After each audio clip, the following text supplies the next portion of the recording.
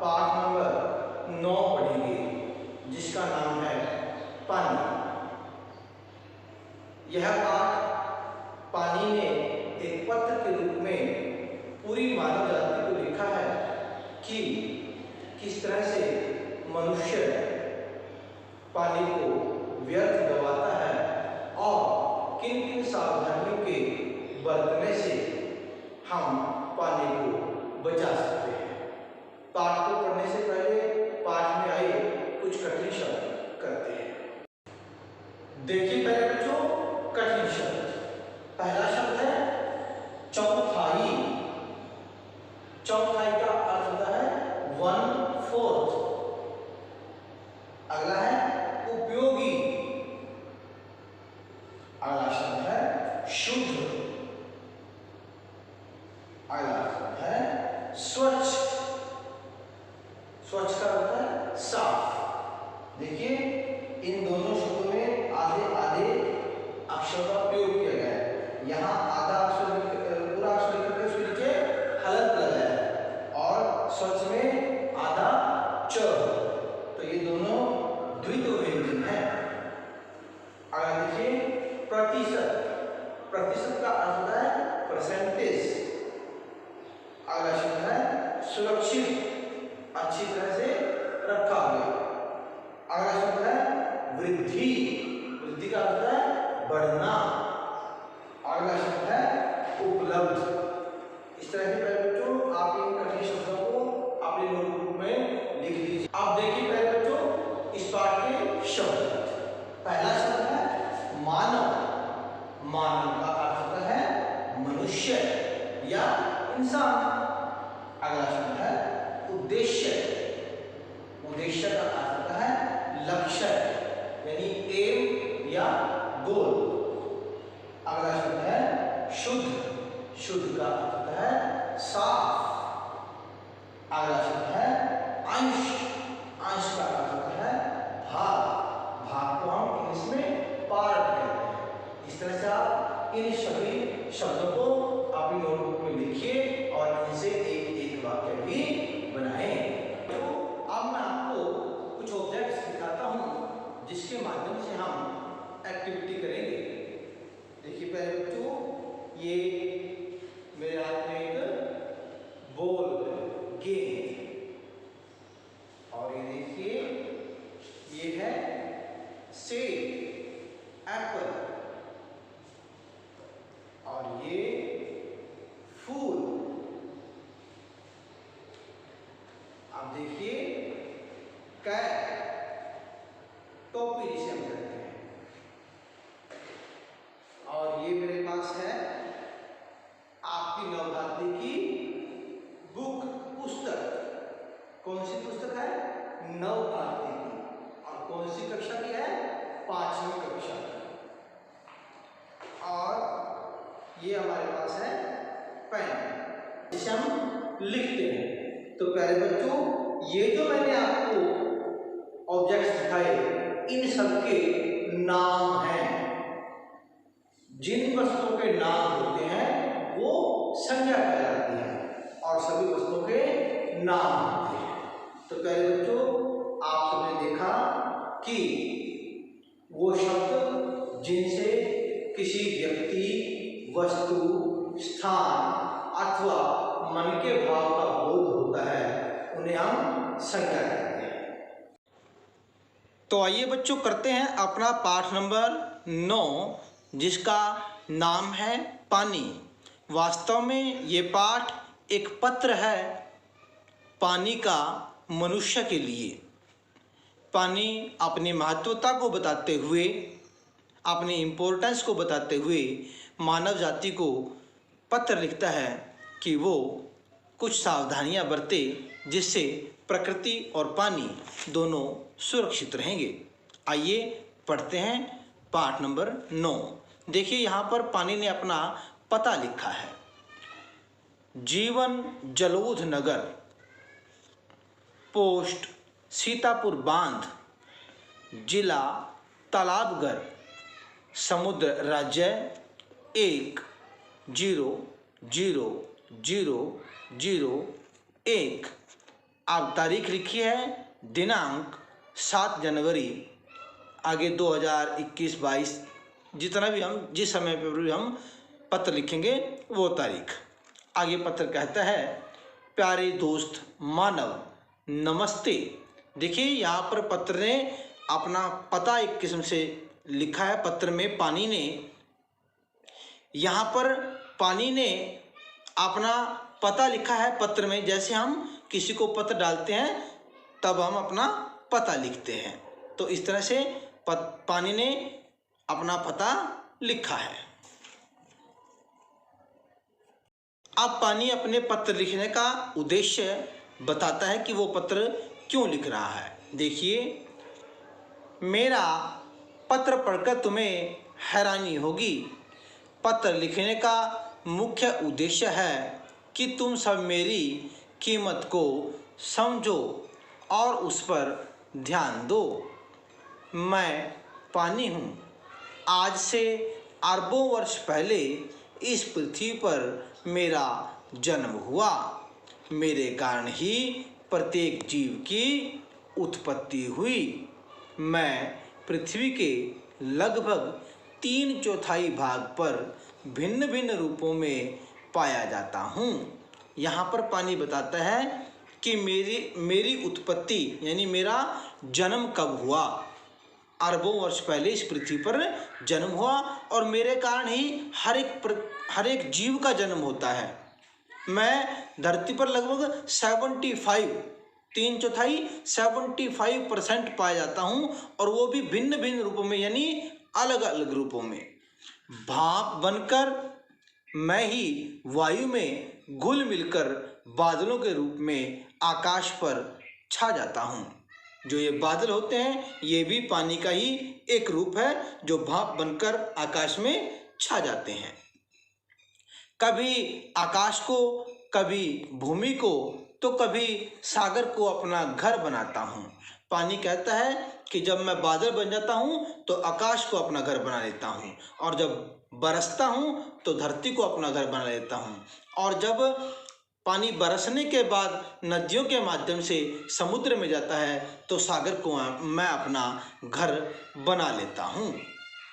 अब देखिए, पानी कहता है, आप सोचते होंगे कि मेरा प्रत्येक रूप आपके लिए उपयोगी है, परंतु ऐसा नहीं है। मेरा तो केवल शुद्ध एवं स्वच्छ रूप ही आपके लिए उपयोगी है। मैं इस रूप में 3% से भी कम केवल तालाबों, झरनों, नदियों एवं भूजल के रूप में पाया जाता हूँ। मुझे तो दुख इस बात का है कि आपने मेरे इस रूप और महत्व को समझा ही नहीं। तो प्यारे बच्चों, इस पहरे में पानी कहता है कि मेरा शुद्ध रूप ही आपके काम आ सकता है, और उस शुद्ध रूप में मैं तालाबों, झरनों, नदियों एवं धरती के पानी में पाया जाता हूँ, जो 3% से भी कम है। लेकिन दुख इस बात का है कि आपने मेरे उस महत्व को और रूप को समझा ही नहीं। एक प्राणी के जीवन में सभी काम मुझसे ही संभव हैं। मेरा उपयोग आप सुबह से शाम तक तथा जन्म से मृत्यु तक अनेक रूपों में करते हैं। आपके शरीर तथा खाद्य पदार्थों में भी मेरा ही अंश रहता है। मेरी मांग दिन प्रतिदिन बढ़ती जा रही है। जनसंख्या में वृद्धि, तेजी से बदलता रहन सहन। तो देखिए बच्चों, यहाँ पर पानी कह रहा है कि प्रत्येक व्यक्ति का जो काम है वो मुझसे ही संभव है। मेरा उपयोग आप सुबह शाम करते हैं, जन्म से मृत्यु तक करते हैं, यहाँ तक कि आपके खाने वाले हर एक पदार्थ में मेरा अंश होता है, मेरा पार्ट होता है। और मेरी डिमांड दिन प्रतिदिन बढ़ती जा रही है, क्योंकि जनसंख्या में वृद्धि हो रही है और रहन सहन हमारा जो है वो तेजी से बदल रहा है।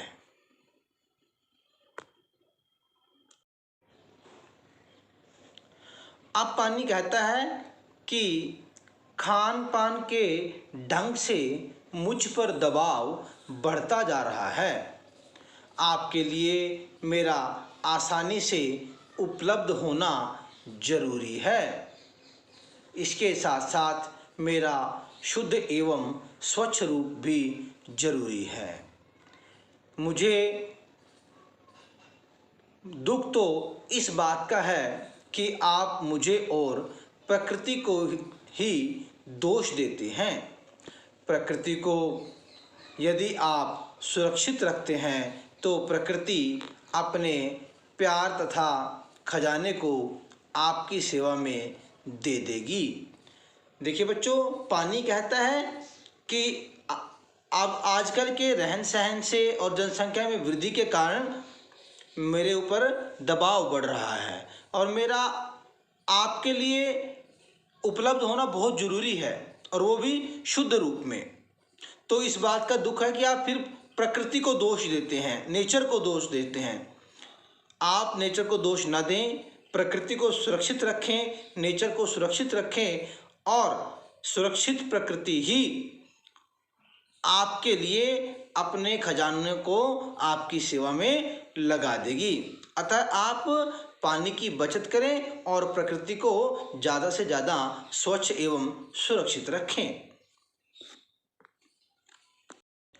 अब पानी कहता है कि घरों में आप अनजाने में मुझे बेकार गवा देते हैं, जिससे थोड़ी सी समझदारी से बचाया जा सकता है। उदाहरण के तौर पर सुबह ब्रश करते समय, मुंह हाथ धोते समय, कपड़े धोते समय, नहाते समय आप नल को अनावश्यक चलने देते हैं तथा बर्तनों के भर जाने के बाद भी मुझे बेकार ही बहने देते हैं। कभी कभी नल खराब होने से टपकने लगते हैं, जिसे आप समय पर ठीक नहीं करवाते और मैं बहता ही रहता हूँ। देखिए प्यारे बच्चों, पानी कहता है कि आप किन किन रूपों में मुझे बर्बाद कर रहे हैं, और उन सब को थोड़ी सी समझदारी से रोका जा सकता है। वो पानी बेकार होने से रोका जा सकता है। कपड़े धोते समय, नहाते समय, ब्रश करते समय आप पानी को ज़्यादा न बहने दें, उतने ही पानी का यूज करें जितना आपके लिए आवश्यक है। और अगर नल खराब हो जाता है तो उसको जल्दी से जल्दी ठीक कराएं। आगे पानी कहता है, अपनी तथा मेरी भलाई के लिए आपको यह रवैया बदलना होगा। यह तो आप स्वयं जानते ही हैं कि जल ही जीवन है। आपका दोस्त पानी। तो प्यारे बच्चों, यहाँ पर पानी ने हम सब के लिए, मनुष्य के लिए ये संदेश दिया है कि आप अपना रवैया, अपना ये व्यवहार बदलें कि आप पानी को व्यर्थ ना बहाएं, क्योंकि सबको पता है कि जल ही जीवन है। जल के बिना जीवन संभव नहीं है। फिर अंत में पानी लिखता है, आपका दोस्त पानी। तो प्यारे बच्चों, पानी ने अपनी इम्पोर्टेंस को बताया है और मनुष्य को सचेत किया है कि वो पानी को बर्बाद होने से बचाए। इस पाठ के लेखक हैं डॉक्टर डी ओझा, और इस पाठ से हमें संदेश मिलता है कि पानी की कीमत को समझें, उसे बेकार में न बहाएं, अर्थात पानी को सुरक्षित रखें। देखिए प्यारे बच्चों, अब हम पाठ में से संज्ञा शब्दों को अंडरलाइन करेंगे। मेरे साथ साथ आप भी पाठ में से संज्ञा शब्दों को अंडरलाइन कीजिए। पहली लाइन में, मेरा पत्र पढ़कर तुम्हें हैरानी होगी। इस लाइन में पत्र शब्द संज्ञा शब्द है। अगली लाइन में देखिए, पत्र लिखने का मुख्य उद्देश्य है कि तुम सब मेरी कीमत को समझो, उस पर ध्यान दो। इस लाइन में भी पत्र शब्द संज्ञा शब्द है। आगे, मैं पानी हूँ, आज से अरबों वर्ष पहले इस पृथ्वी पर मेरा जन्म हुआ। इस लाइन में वर्ष और पृथ्वी शब्द को अंडरलाइन करेंगे, दोनों शब्द संज्ञा शब्द हैं। मेरे कारण ही प्रत्येक जीव की उत्पत्ति हुई। इस लाइन में जीव शब्द संज्ञा शब्द है। मैं पृथ्वी के लगभग 3/4 भाग पर भिन्न भिन्न रूपों में पाया जाता हूँ। इस लाइन में पृथ्वी और भाग दोनों शब्द संज्ञा शब्द हैं। भाप बनकर मैं ही वायु में घुल मिलकर बादलों के रूप में आकाश पर छा जाता हूँ। इस लाइन में वायु, बादल और आकाश तीनों शब्द संज्ञा शब्द हैं। कभी आकाश को, कभी भूमि को, तो कभी सागर को अपना घर बनाता हूँ। इस लाइन में भी आकाश, भूमि, सागर और घर ये शब्द संज्ञा शब्द हैं, इनको अंडरलाइन कर लीजिए। आगे देखिए, आप सोचते होंगे कि मेरा प्रत्येक रूप आपके लिए उपयोगी है, परंतु ऐसा नहीं है। मेरा तो केवल शुद्ध एवं स्वच्छ रूप ही आपके लिए उपयोगी है। मैं इस रूप में 3% से भी कम केवल तालाबों, झरनों, नदियों एवं भूजल के रूप में पाया जाता हूँ। इस लाइन में तालाबों, झरनों, नदियों एवं भूजल ये सभी शब्द संज्ञा शब्द हैं, जातिवाचक संज्ञा के शब्द हैं, इनको अंडरलाइन कर लीजिए। आगे अगले पैरे में देखिए, प्रत्येक प्राणी के जीवन में सभी काम मुझसे ही संभव हैं। इस लाइन में प्राणी शब्द जातिवाचक संज्ञा शब्द है। मेरा उपयोग आप सुबह से शाम तक तथा जन्म से मृत्यु तक अनेक रूपों में करते हैं। आपके शरीर तथा खाद्य पदार्थ में भी मेरा ही अंश रहता है।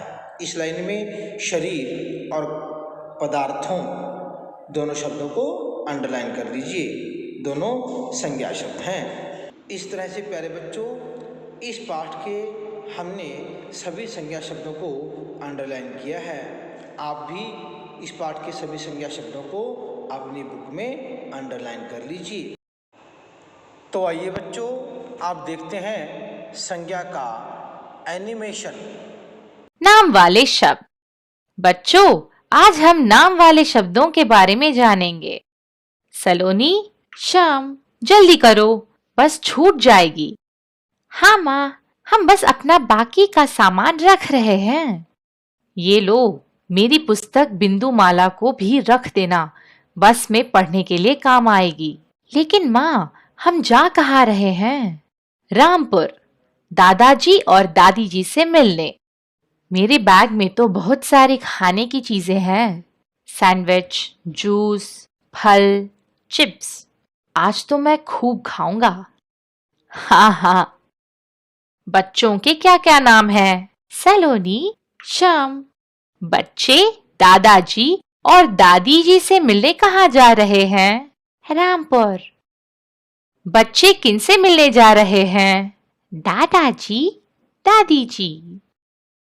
श्याम के बैग में खाने की क्या क्या चीजें हैं? सैंडविच, जूस, फल, चिप्स। श्याम की पुस्तक का क्या नाम है? बिंदुमाला। आपने देखा, ये सभी चीजों के नाम हैं जिनसे हम उन्हें पहचानते हैं।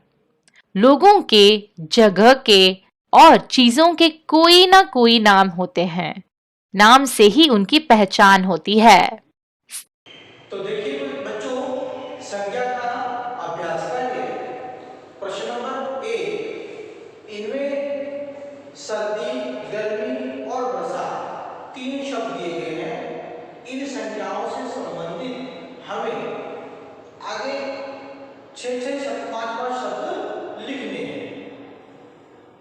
अपनी मर्जी से हम कुछ भी लिख सकते हैं। तो देखिए, मैंने तो अपनी तरफ से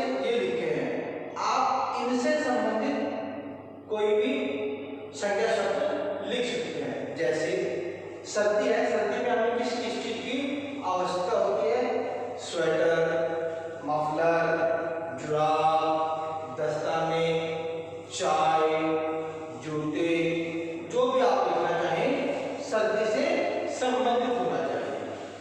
अगला गर्मी से संबंधित, गर्मी में क्या क्या हम यूज करते हैं या क्या क्या चीज़ों की आवश्यकता होती है। नींबू, बर्फ, आइसक्रीम, शरबत, पंखा, आम, खीरा, जो भी आप लेकर आते हैं गर्मी से संबंधित। अब देखिए बरसात, जो आजकल मौसम चला हुआ है, बरसात में छतरी, रेनकोट, बरसात में मोर प्यू प्यू करते हैं, बरसात में बादल आते हैं, बरसात में आप सब पकौड़े खाते हैं और चाय पीते हैं। तो देखिए ये सभी शब्द जो मैं लिखे हैं ये गर्मी, सर्दी और बरसात से संबंधित हैं। आप भी अपनी तरफ से इनसे संबंधित कोई भी शब्द लिख सकते हैं। तो देखिए बच्चों, प्रश्न नंबर 2, पहले में से छांटे गए संज्ञा शब्द। व्यक्तिवाचक संज्ञा के अंतर्गत किसी विशेष व्यक्ति या वस्तु या स्थान का नाम। देखिए श्रीनगर एक ही शायर का नाम है, उसकी अपनी पहचान है। डल झील, कश्मीर, शालीमार, ये सभी एक पर्टिकुलर जगह, व्यक्ति या वस्तु के नाम। आगे देखिए जातिवाचक। जातिवाचक वो शब्द जो किसी समूह का या बहुत सारे लोगों का या बहुत सारी वस्तुओं का बोध कराते हैं, जिनकी अपनी निश्चित पहचान नहीं होती। शहर कोई भी हो सकता है, फलों कोई भी फल हो सकता है, सैलानियों कोई भी घूमने वाला हो सकता है, स्थल कोई भी जो है हो सकती है। तो इस तरह से यहाँ निश्चित है और यहाँ अनिश्चित, इसका पता नहीं है कि वो कौन है, क्या है। भाववाचक, भाव यानी मन के भाव, जिनको हम छू और देख नहीं सकते।